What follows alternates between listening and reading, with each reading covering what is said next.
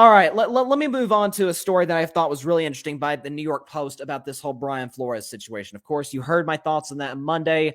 The whole clip is on YouTube, so if you want to go check that out, then check that out. But there's a new story that came out that I thought was really, really, really interesting. So, according to the New York Post, it says a day after the Dolphins fired their former head coach, a new report says he had an F-bomb-filled meltdown with the quarterback, with Tua Tagovailoa, at one point this season. According to the South Florida Sun-Centennial, during halftime of a Week 16 loss to the Titans that crushed the Dolphins' playoff hopes, Tagovailoa claimed that Flores doesn't know how to talk to people. Flores, meanwhile, reportedly said he needed better bleeping play from the quarterback. So I thought this was really interesting. Because to me, what it shows on the part of the Miami Dolphins, and the Chicago Bears dealt with the same thing a few years ago. The Dolphins are in denial about their quarterback. That's what's going on, and I'll explain it. It's so similar to what the Bears dealt with a few years ago. And similar a little bit to the Rams, but I'll get into that. Let's start with the whole Rams analogy. Remember last year when the Rams lost a game that they really shouldn't have to the San Francisco 49ers. San Francisco was beat up. I think Nick Mullins started that game, and the 49ers were fully healthy and Jared Goff at the helm, and they ended up losing. Goff committed like multiple turnovers. And according to reports out of LA, McVay just went off on Goff in front of the team after the game, and they said that was kind of the end of their relationship, at least for that season. I think they're cool now from what I know, but definitely didn't help their relationship whatsoever. But what do the Rams do? They're not in denial about their quarterback, or at least they weren't at the time. They said, you know what? We need to do better. Matt Stafford is better than Jared Goff. Let's go to him. Okay.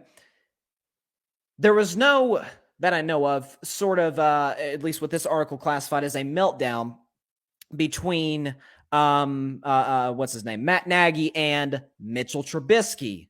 But it's the same thing. Mitchell Trubisky was drafted second overall in 2017 by the Chicago Bears, infamously in front of Deshaun Watson and Patrick Mahomes. And for years and years and years, Mitchell Trubisky's the guy. He's a franchise quarterback. He's going to get better. You just got to wait. Did it ever happen? No, he's Josh Allen's backup at Buffalo now. Deshaun Watson, we'll see what happens with him legally, but on the field, we have no doubts about his capabilities as a quarterback. Patrick Mahomes, hey, his resume speaks for itself. MVP, Super Bowl MVP, champion. Once again, the Chiefs are poised for yet another run. Mitchell Trubisky's a backup. Same case here with Tua.